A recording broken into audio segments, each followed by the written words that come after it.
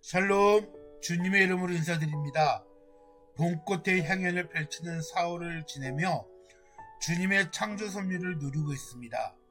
모든 창조물 중에 사람만이 주 하나님이 주신 세상을 보고 찬양할 수 있는 특권을 주심에 감사드립니다. 겨울 동안 잠시 잠들었던 만물이 소생하듯 우리들의 믿음의 모습도 봄을 맞이하여 영적인 기지개를 펴시고 영적인 부활을 주 안에서 온전히 누리시기를 주님의 이름으로 권면드립니다. 우리는 베드로전서를 함께 나누고 있습니다. 베드로전서는 베드로의 마지막 권면의 말씀입니다. 신약 성경에서 마지막 권면 성경이 한 권 더 있습니다. 바로 디모데전서입니다. 두 성경을 읽어보면 내용 구성상 비슷합니다. 짧은 성경이지만 성도로서의 삶, 교회생활, 인간관계 등 어떻게 살아야 하는지를 자세하게 말씀하고 있습니다. 4월에 나눌 성경 본문 말씀은 베드로전서 3장 1절부터 9절입니다. 먼저 오늘 본문의 전체적인 배경부터 말씀드리겠습니다. 베드로전서 3장 1절에서 9절은 그리스도인의 관계와 삶의 자세를 다루며 특히 가정 안에서의 역할과 성도 간의 연합을 강조합니다. 이 본문은 크게 세 가지로 나뉩니다. 첫 번째 1절부터 6절 아내의 역할, 둘째 7절입니다. 남편의 역할, 그리고 세 번째 모든 성도가 갖춰야 공동체의 덕목 8절부터 9절, 이렇게 세 부분으로 나뉩니다. 그러면 본문으로 들어가서 본문의 은혜를 함께 나누겠습니다. 첫째, 아내에 대한 권면입니다. 1절부터 6절 말씀을 보겠습니다. 아내들아, 이와 같이 자기 남편에게 순종하라. 이는 혹 말씀을 순종하지 않는 자라도 말로 말미암지 않고 그 아내의 행실로 말미암아 구원을 받게 하려 함이니 너희의 두려워하며 정결한 행실을 봄이라. 너희의 단정은 머리를 꾸미고 금을 차고 아름다운 옷을 입는 외모로 하지 말고 오직 마음에 숨은 사람을 온유하고 인정한 심령에 썩지 아니할 것으로 하라.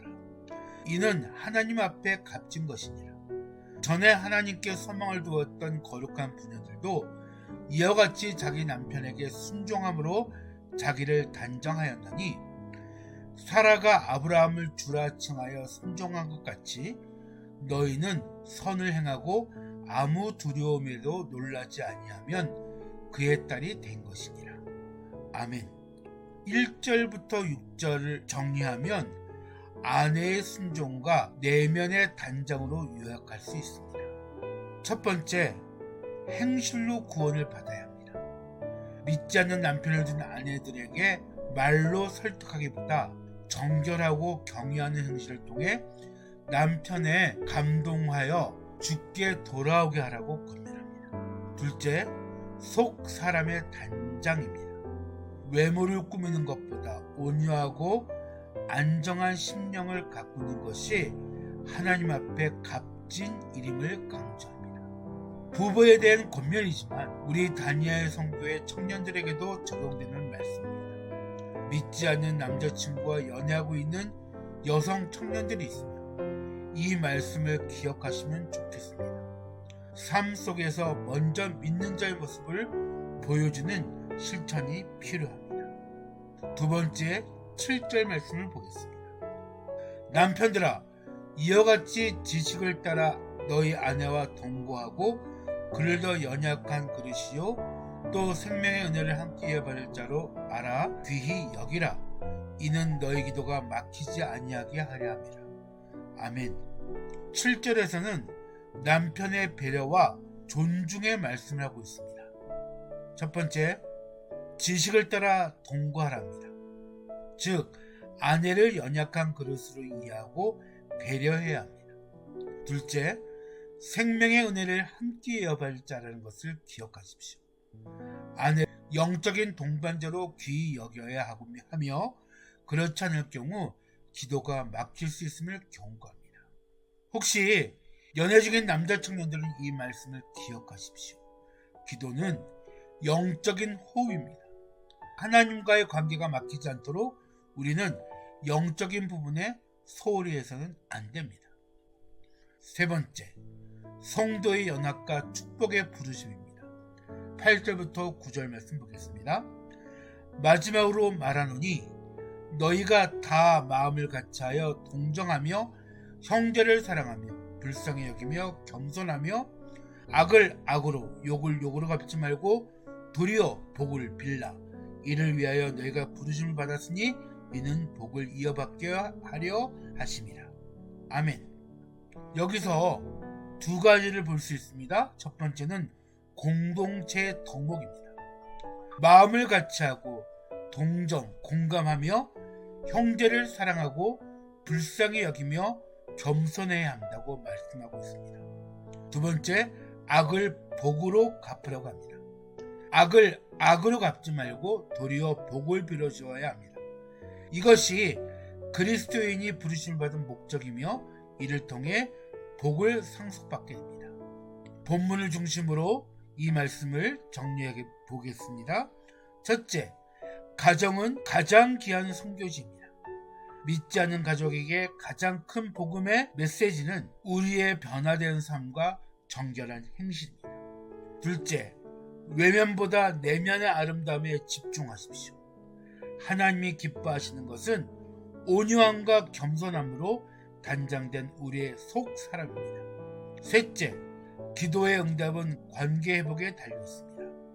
하나님과의 수직적 관계, 즉 기도는 배우자와의 수평적 관계가 바를 때 온전해집니다. 넷째, 우리는 축복의 통로로 부르심을 받았습니다. 비난받는 상황에서도 복을 빌어줌으로써 세상을 이기는 그리스도의 권세를 나타내야 합니다.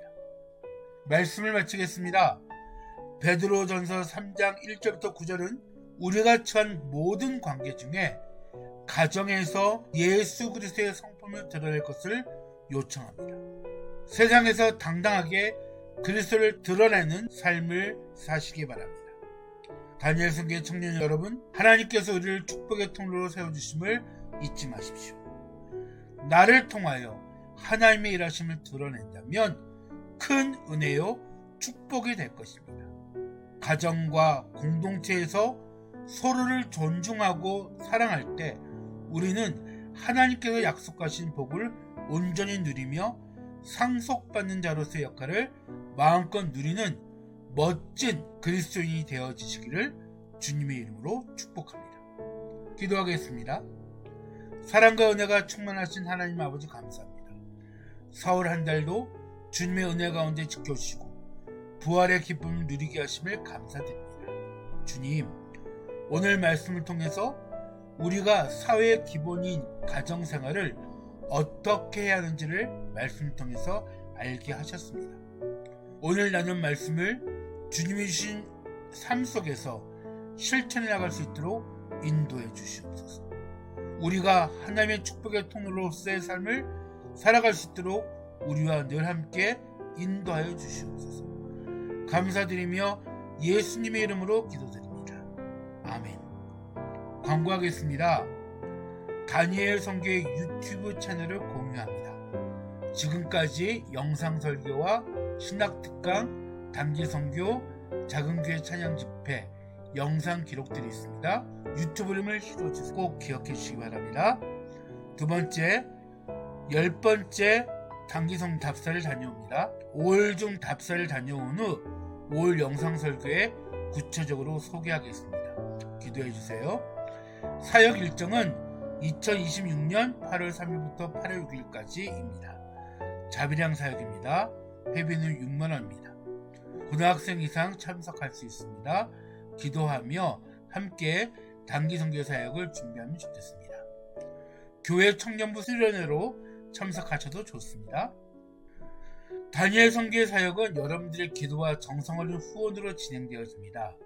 매달 5,000원 이상 정기 후원해 주시면 안정적으로 사역을 감당할 수 있습니다. 다니엘 선교의 지체 여러분, 여러분들은 하나님의 축복의 통로이며 존귀한 자입니다. 계절의 여왕 5월에 만나요. 샬롬.